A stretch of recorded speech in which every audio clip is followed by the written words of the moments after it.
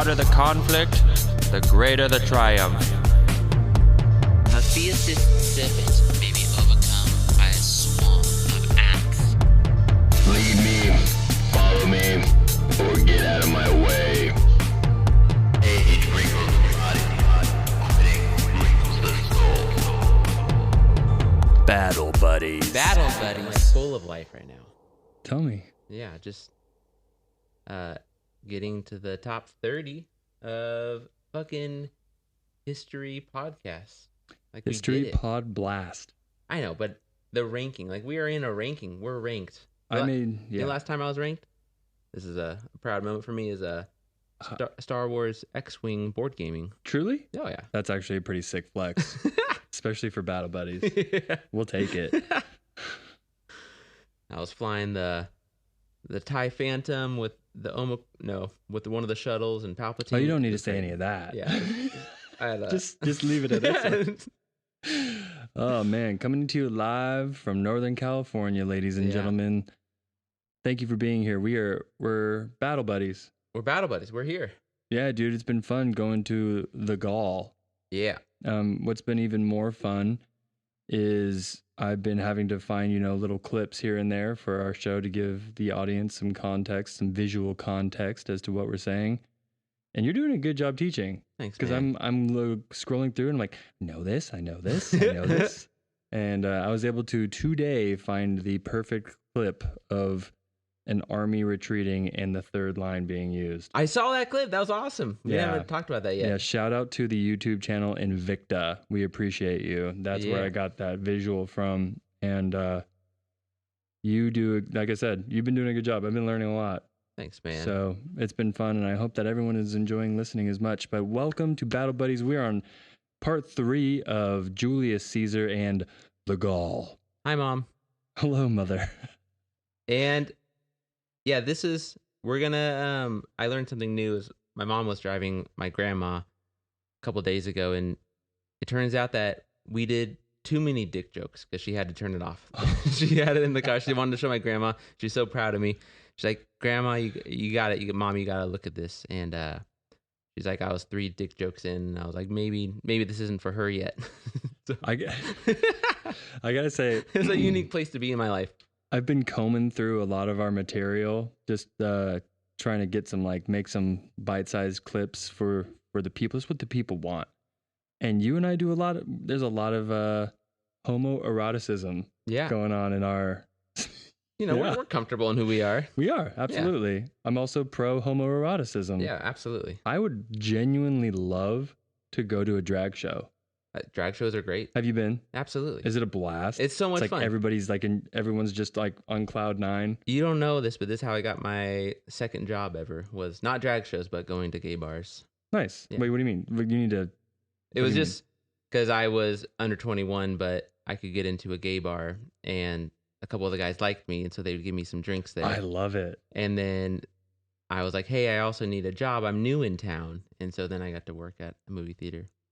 Got it. Yep. I was flying back to Virginia once, and I was in SFO, and I was poor at the time. Yeah. And an older gay man was... for most of our lives so far. Yeah.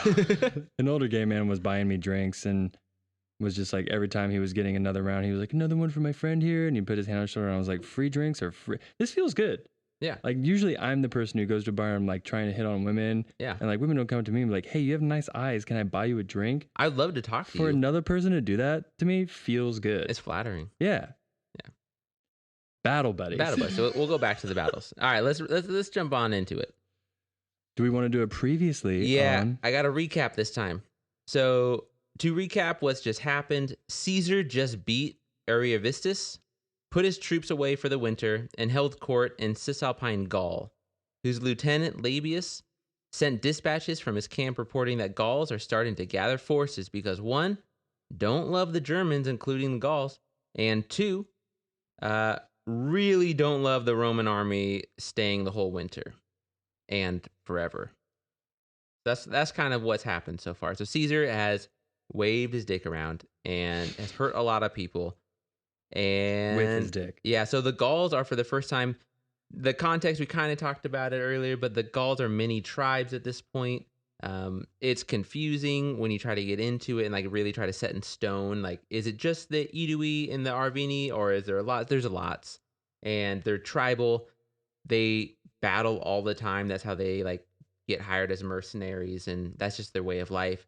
So they struggle against people like the Romans, who have legions, and their Right. legions are professional armies. So that's just something they've always struggled with. So now it seems like they're kind of starting to band together because they don't like this. They're getting the band back together. There we go.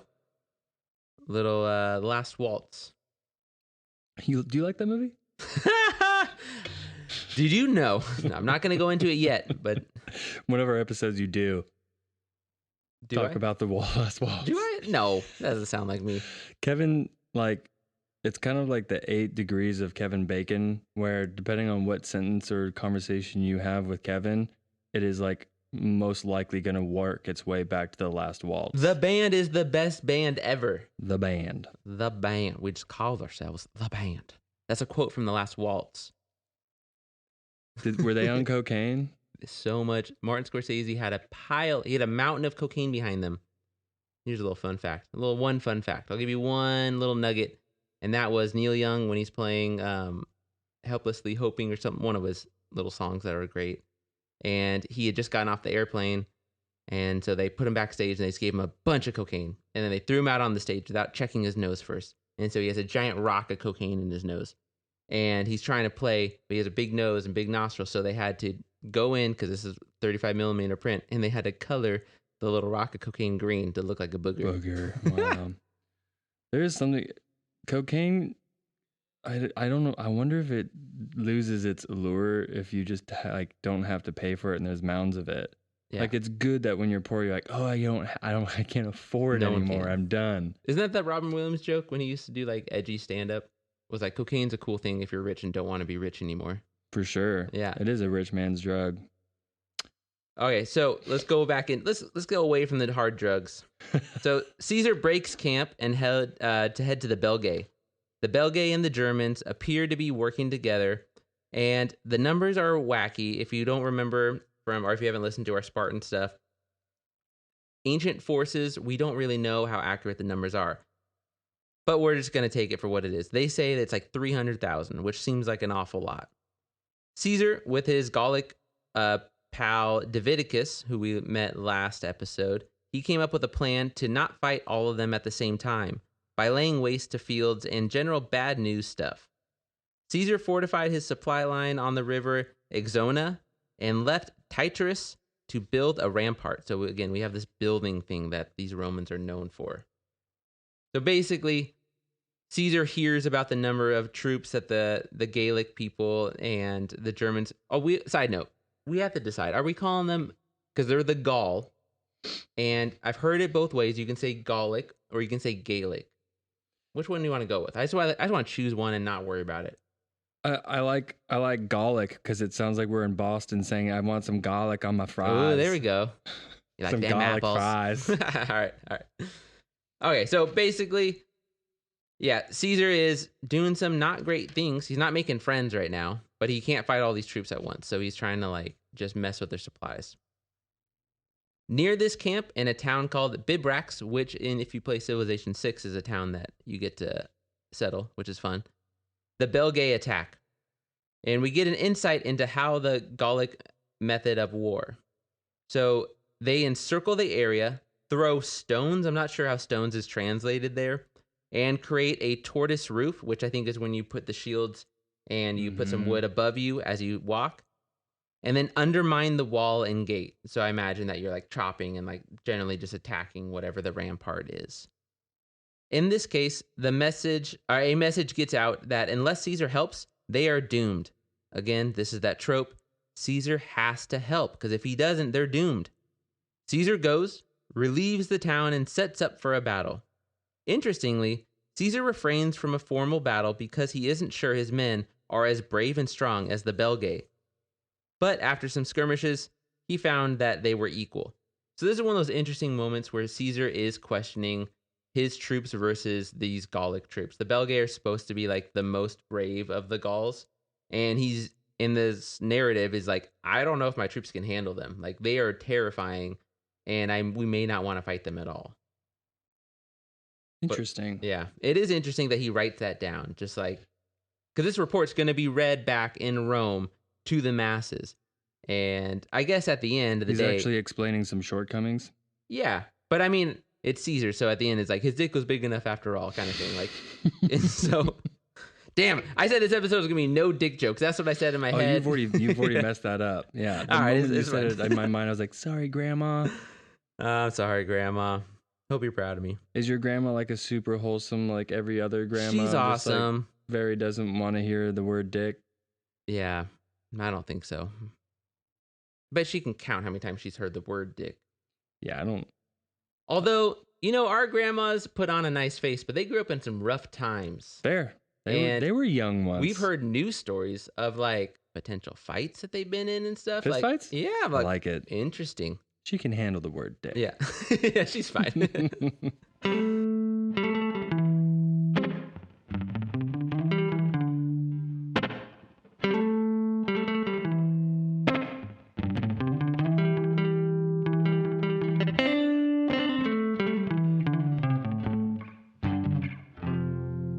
Caesar prepared for battle.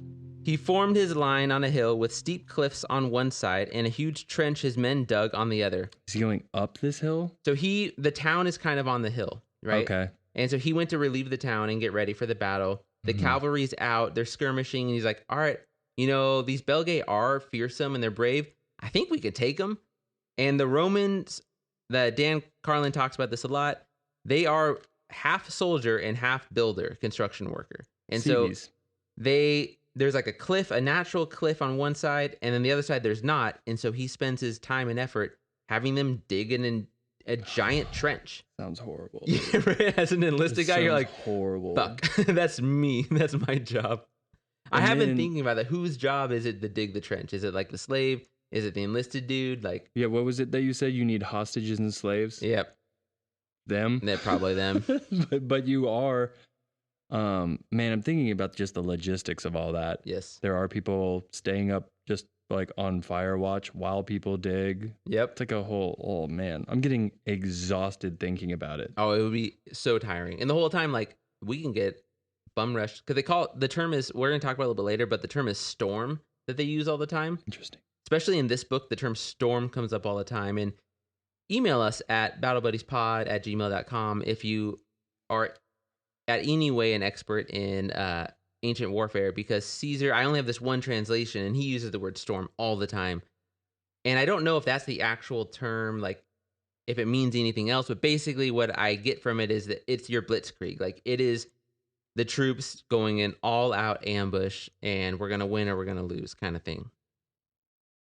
Okay. But this way, like the 300, we have his 6 legions go against the 300,000 soldiers here. And we get some great tactical ideas from both sides. I really like this. I spent most of this book condensing it down for this episode, focusing on the tactics of what's about to happen here, because there are some other things that are fairly important, I guess, but really we're battle buddies and we're interested in how these battles work. And we're going to get into the Nervii, and they're fucking interesting. So there was a small marsh between the armies. So you're going down this hill, right? On either side, one side's a cliff, one side's a big trench. So you just have this little like hot gates kind of scenario. And then at the end of the hot gates, there's just like this marshland. And it's like Caesar makes a point. It's not unpassable. Like, you can pass it, or impassable. You can pass it, but it's going to take some effort. And if you're poking each other with spears, you may not want to be the one that's passing it. So like a swamp? Yeah. Swampy wetlands? But like, I've toured swamps in Louisiana. Like, swamps are deep and like intense. Yeah, that doesn't sound good at all for traversing. Right. And so, but he made it sound like you can traverse it. Like, maybe, I was thinking like maybe shin high. I'm going to go ahead and disagree with Caesar on this one. Yeah. It was fine. It was like, yeah, bro, that's because all your generals came back and they were like, Caesar, we can't get through there. And he's like, quit being a bitch. Yeah. And just get through there. This is a general move. All right. So there's a small marsh between the armies and neither side wanted to cross. Caesar's cavalry started to win some skirmishes. It's not exactly clear where these skirmishes are taking place, but I imagine that they are taking place kind of outside these hot gates.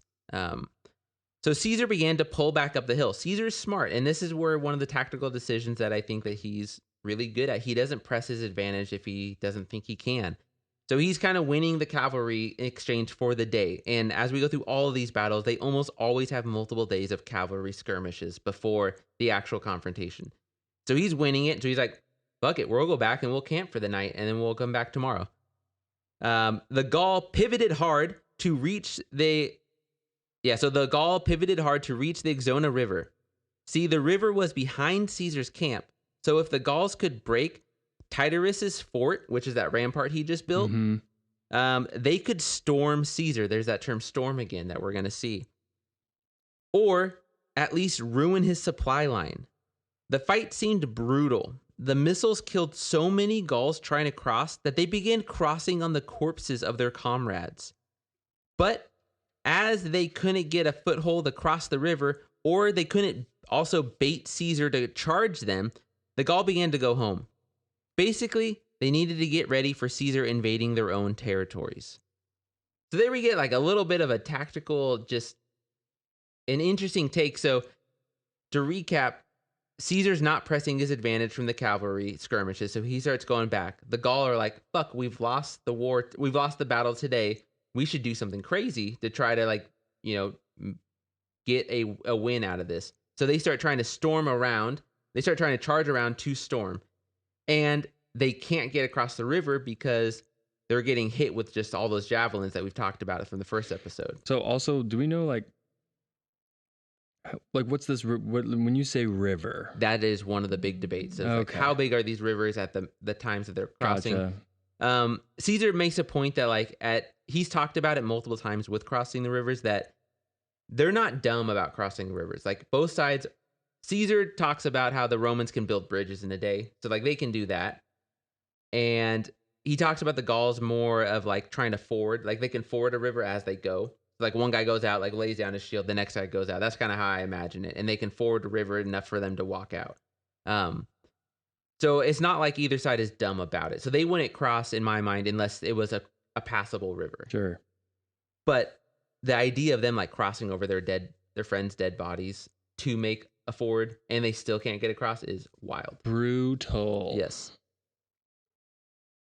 So they have to get ready for Caesar invading their own territories. Like the writing's on the walls. They're like, fuck, we didn't do it.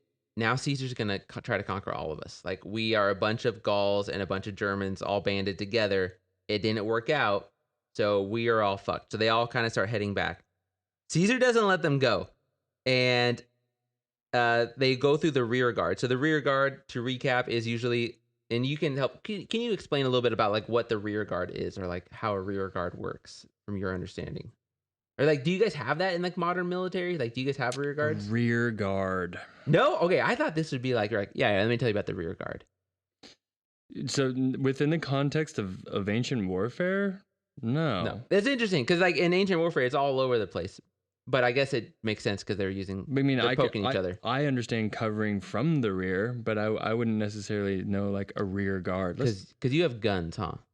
Guns exist. In our military, yes, yeah. In our modern warfare. So the rear guard is, as Spencer's looking up to make sure I'm correct, but that's like a small batch of your forces that move last. So like everybody's fighting to go down the road to retreat, and the rear guard is like the person stopping. They're like a pseudo gate that's trying to stop everybody from charging your troops that are trying to pack up and leave. Okay, so perhaps I'm an idiot. It probably is used in modern warfare. No, it may not be. No, I think according to the internet, but I mean, like the internet doesn't know necessarily everything. It certainly knows a lot. First thing to pop up here, it says a rear guard is a part of a military force that protects it from the attacks from the rear, either during an advance or withdrawal. The term can be used to describe forces protecting lines, such as communication lines behind an army. Even more generally, a rear guard action may refer idiomatically to an attempt at... Oh, I hope it says storm.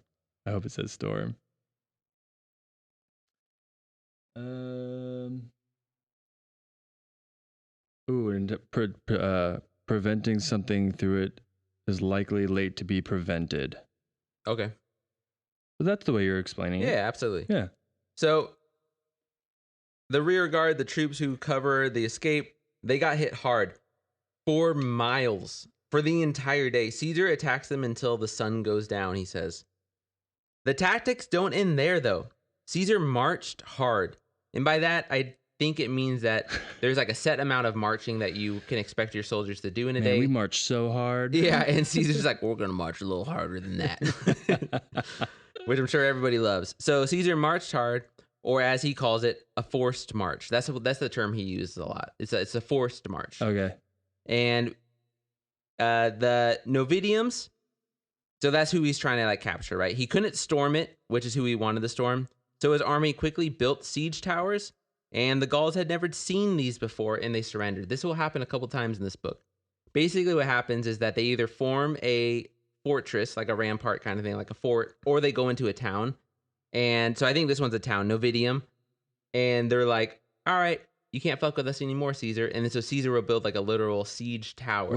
Can you like break that down for us? Yeah, so siege towers, as I understand them from Roman technology, what's fascinating about them for that time as like a modern technology is that it's a way for them to climb up on top of the tower. But the tricky part is that, or I guess what's unique that comes up in this book is that he can build them off to the side, and then he can push them like by wheels, or I don't know how he pushes them, to the wall. And for the Gauls, that's like unreasonable. They're like, I don't fucking get how you do that. Yeah. Because I guess what I imagined happens before is that you would build them right next to the wall, and that would be very difficult. Dang. So these dudes really are just like fighting construction workers. Yes. And they're terrified. Like he says that when they see that they can move the tower to the wall, they're like, nope, we're good. We're good on this. Like, we don't want to fuck with this anymore. And they just surrender right then and there. Badass. Yeah. Are you familiar with the Navy Seabees? No. So the Seabees are like people that, for instance, when I got into Afghanistan, the first people to arrive there and create buildings were Seabees. They go down, they create they secure the area, okay, and then they build buildings for people to come in and you know, set up shop. That would have to be a job. I've never considered that. Yeah. I know my grandfather in World War II was in the Army Air Corps and did exactly that. They built landing strips in Germany when we invaded Germany. Whoa. Yeah. So that's like, I don't know. I guess people don't really think of that, but that sounds like such an incredibly huge advantage for the Caesar, being like, we just built this shit on the fly. But that also makes me wonder, like, where are you getting all these supplies to build? They're using the towns? Yeah. Wild. And the forest. Because this is like dense forest swampland that they're entering right now. Because they're moving like kind of north at this moment. When you said CB, though, just so that we're clear on like how away from battles I am, I was thinking of a deep cut from Frasier, which is that the CB awards are the awards that he goes for every year and never gets. What does it stand for in the Frasier? Who knows? Okay. CBs. The CBs. It's a big thing every season. But also shout out to the CBs. Yeah. We appreciate you. Seriously. Thanks for building shit. Yeah.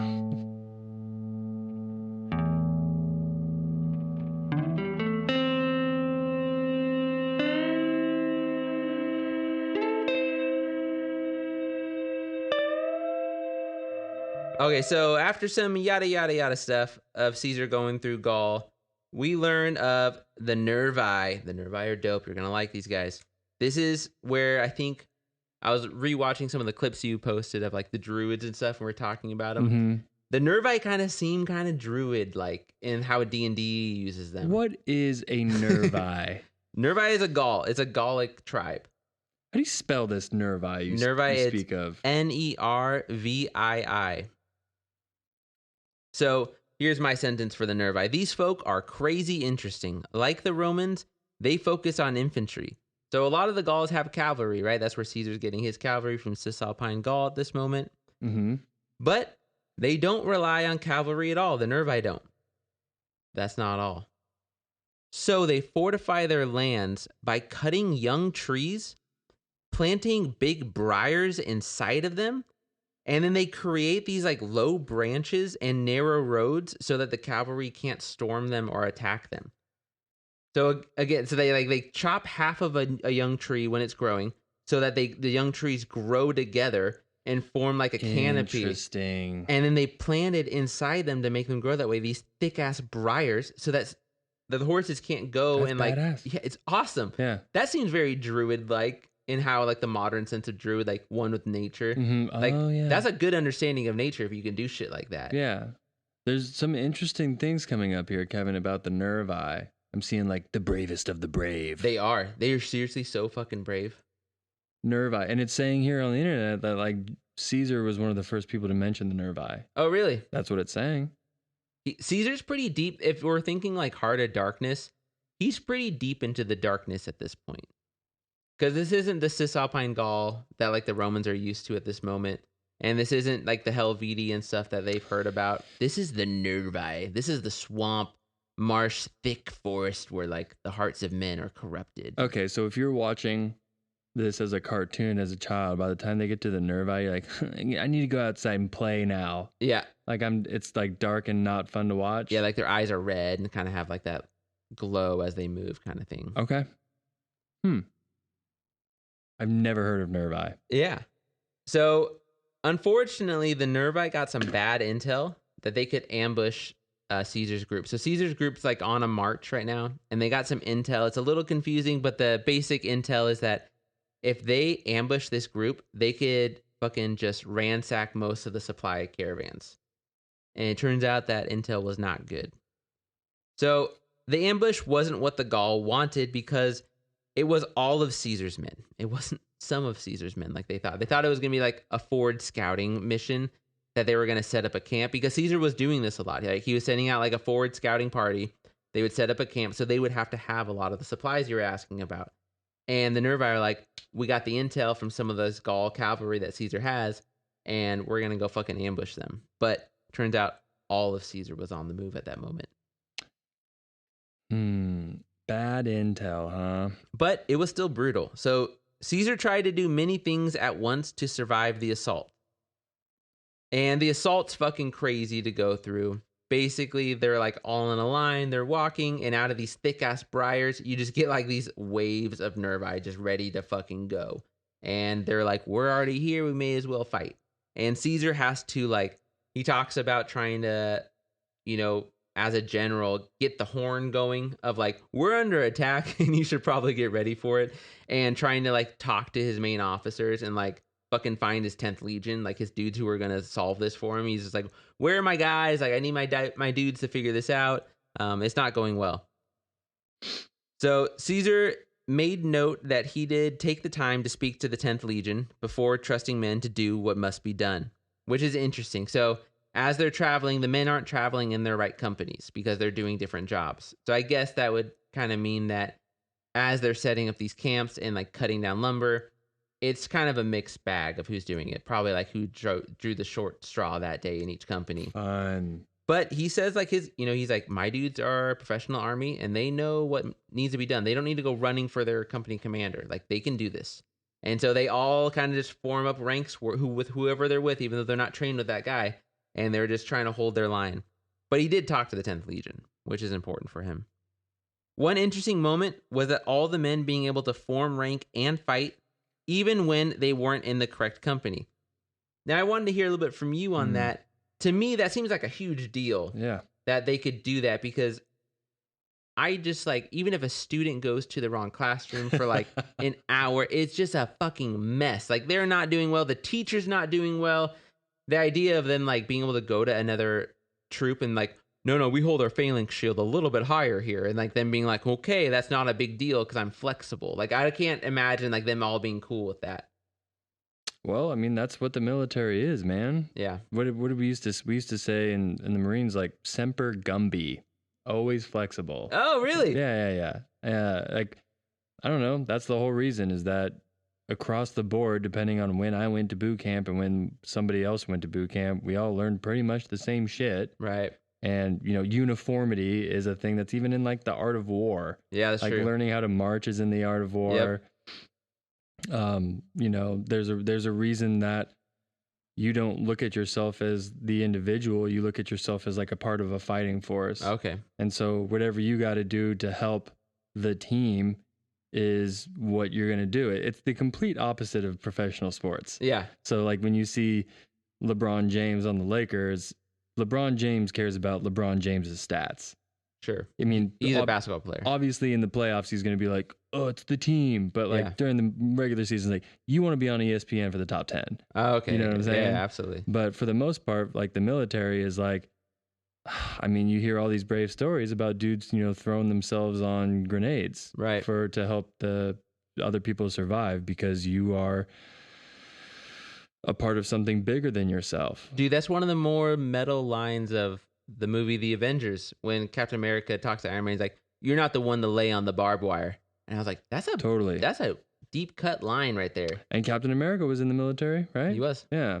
I used to hate on the Captain America pretty hardcore, and I recently rewatched the first one with my family. I was like, this is kind of good. It's fun. Yeah, it's pretty good. Yeah.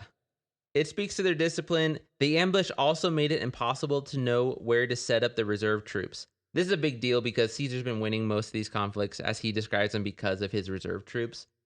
But because they're getting attacked like on their train, right, on their caravan to this camp that they're trying to set up, they have no fucking idea like where to even station reserve troops. So he's like, we just don't have reserve troops at this point. And that's a big deal for how our military operates. Yeah, you were saying in the last episode, one thing that you've learned from all this research and the Vietnam research is how huge reserves are. It's the whole thing. Like, that's how you win. And I was like, it speaks to Hal in Vietnam. Like, that's how Hal won his Ya Drang conflict, was his use of reserve troops. Like, I'm just holding these guys back, and they're freaking out because their buddies are dying. But like, you're not going anywhere yet until I know exactly where to put you. Yeah. That was the entire conversation about the third line. It's reserves. It's just reserves. Waiting for everyone to retreat. So these guys, and they were even a different class of soldier than the third. Really? Yeah. From what I was learning about today, just like all the different lines have different classes of soldiers, both socially and as far as training is concerned. Interesting. Yeah, like rank and all that. Cool. Yeah. So are they higher or lower? Higher. They are. Yeah. Because they're the ones that save the day. They're the relief pitcher. Dude, yeah, exactly. Hey, look at that sports reference. You go, Woo-hoo! Kevin. Yeah. No, these are higher ranking individuals. It would be, from my perspective, after all the research and everything that you've been saying, it would be an honor to be in the reserve. Yeah. Cool. All right, so it gets fucking wild. So Caesar admits to this, and again, this is Caesar's narrative, but he's like, the Nervii take my camp. So the forward scouting party did start up a camp, and the Nervii fucking storm it and win it, which is like a big blow to Caesar and all of his troops. And so they've never really lost a confrontation at this point. Does he say any numbers? Like how many Nervii? No. It's confusing with the numbers. But again, all numbers in ancient warfare are That's made fair. up. No, totally. It's whose line is it anyway with numbers? Yeah. We figured that out pretty quick when we learned about the Persian Empire. It's like, there was 50 billion. Exactly. That's a What's lot of the people. biggest number we know? Isn't that Wreck-It Ralph? Like, I know a bigger number. That's what they say in that movie. All right. So, but don't worry. Caesar, he's going to pick up a shield off of a soldier. I thought it was a dead soldier. I reread it. It's not a dead soldier. But he just like, there's a soldier. He's like, all my soldiers are like lying wounded on the ground. So he just goes and grabs a shield, picks it up, and he calls all the officers by name. He just like runs by and he's like, fuckface 2, little fuckface. And he tells them to open up their ranks a little because they're so tight because they're trying to survive the onslaught from the Gauls. And he's like, open that shit up. And I didn't get that for a while, but then what he's saying is you open it up so you can swing a little bigger.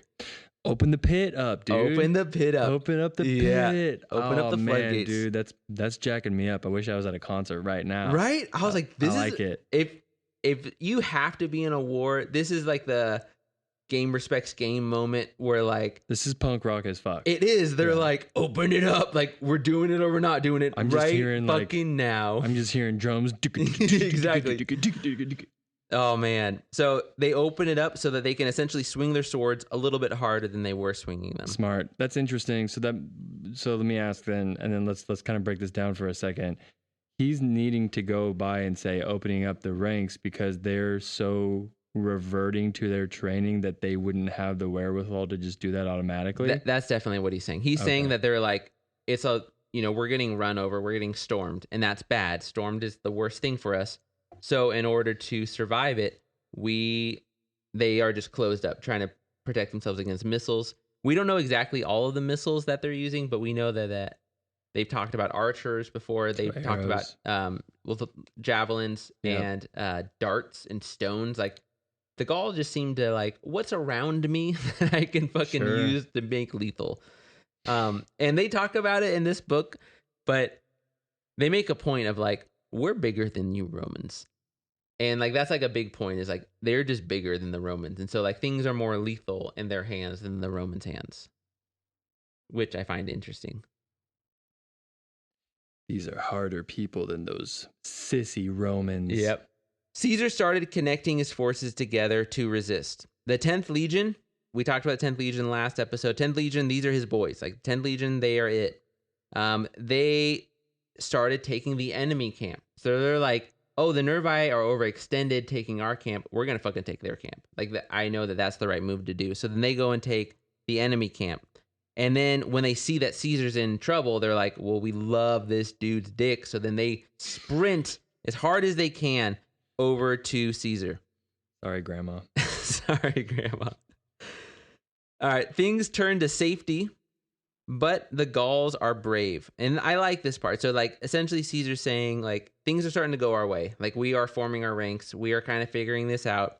But then he makes this quote, and I quote this part.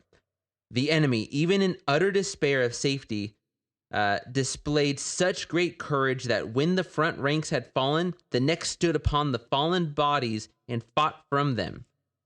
When these too fell and their bodies were piled up in heaps, those who survived continued to hurl javelins against our men as from a mound, and caught and threw back our javelins. No way.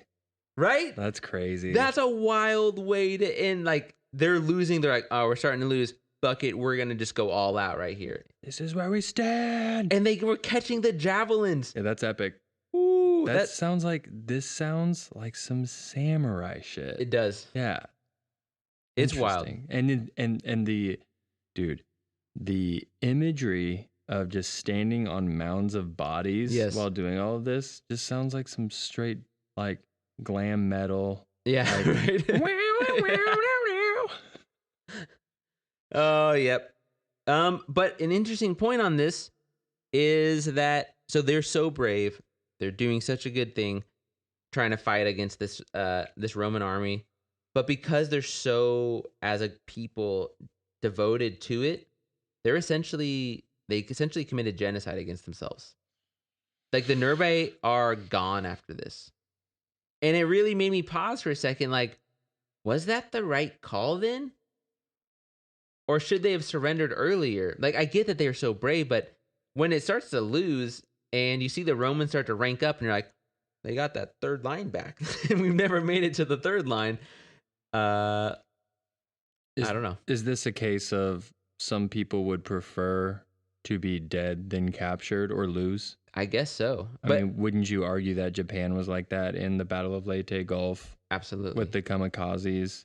And me, I'm just like, I like being alive. Like, dude, yeah. I fucking love my life. Absolutely. I would rather suffer. And like, seriously, I enjoy life. We have hot wives and we have kids. Like, it's fun. It's fun for us right now.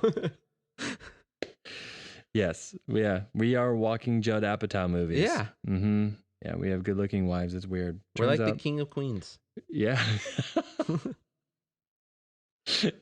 Yeah. No, I like living too much. But it also just goes to, that narrative goes to show, like, how did Caesar put that? He said, so essentially what he said, at the end of the day, the Nervii were completely destroyed.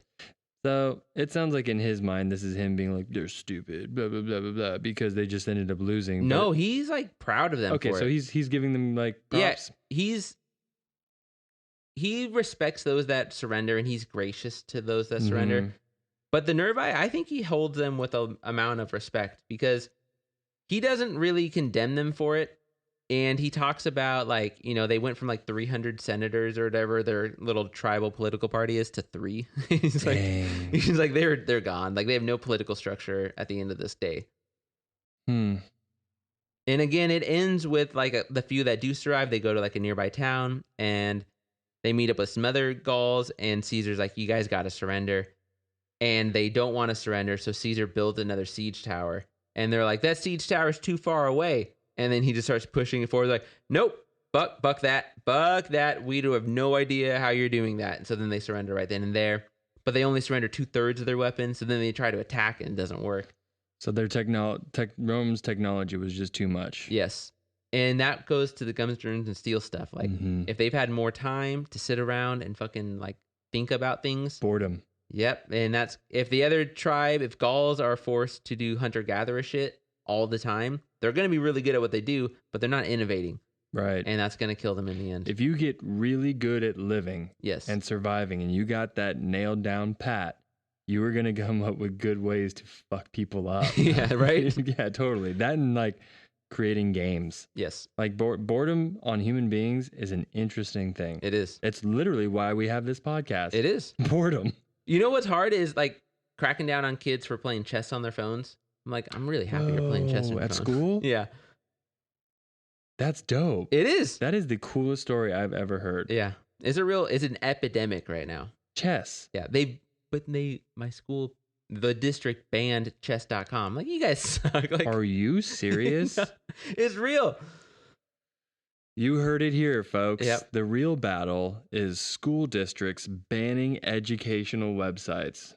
So is that the app that they're using, the chess.com one? Yeah, chess.com. They were focusing on things for more than 2 minutes at a time. It's awesome. Yeah, that's interesting. Just the other day, I was sitting next to somebody. I don't know where I was. It was public, and I saw him playing chess on his phone. I was like, oh dang! And I was like, is that chess.com? He's like, yeah. So we found each other, and he's like, oh, you've been playing this longer than me. He saw my ranking or whatever, and I was like, I'm still not very good though. Nope. I just do my daily puzzle every day.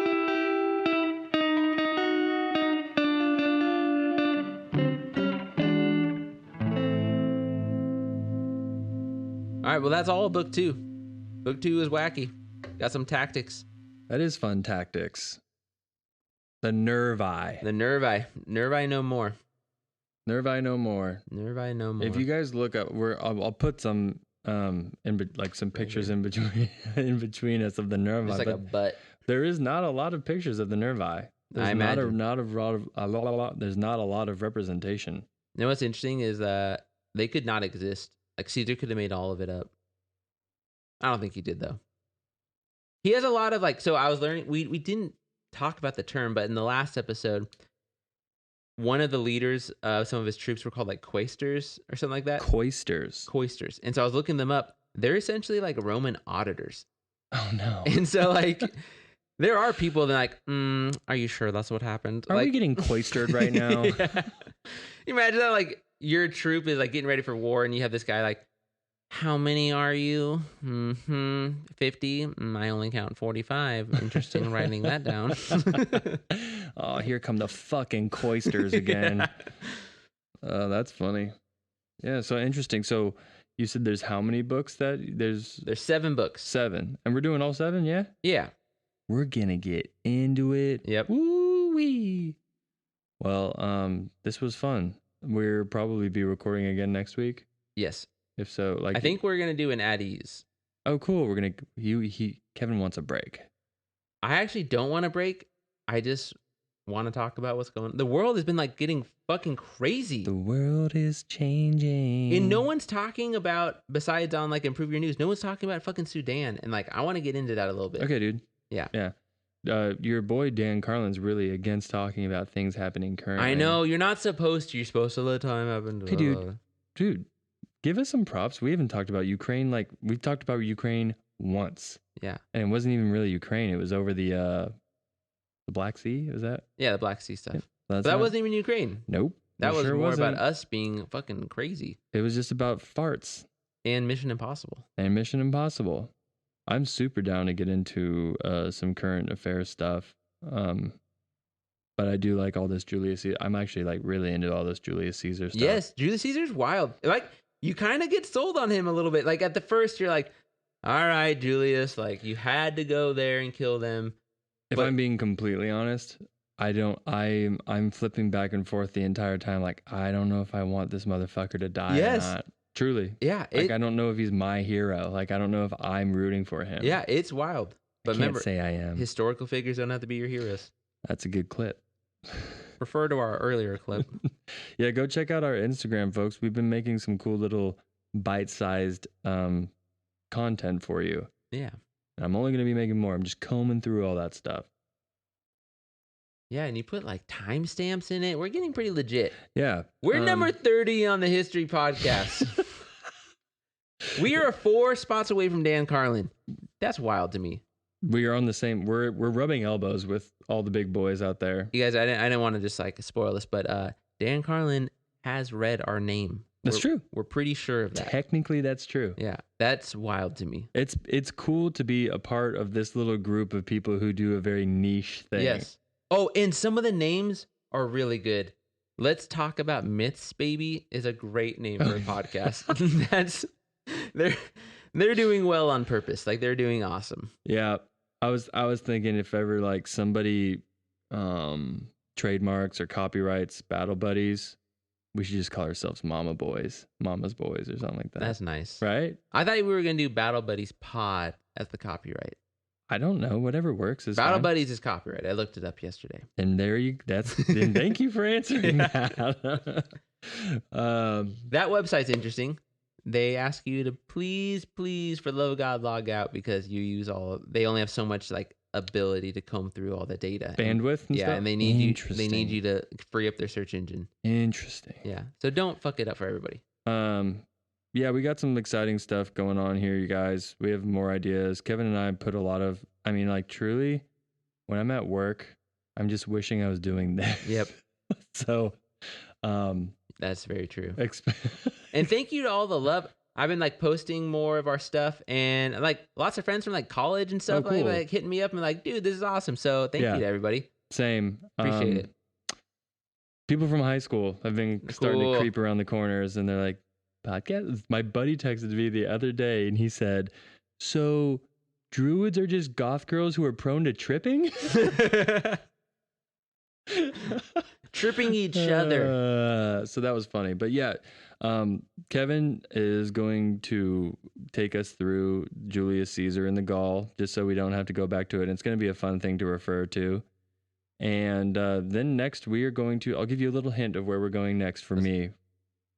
A modern war tale. Ooh, there we go. Modern war tale. And I'm I've been talking to Kevin about it for a while. I'm actually very excited about it. But yeah, we got some more other ideas about what's going to be coming out soon.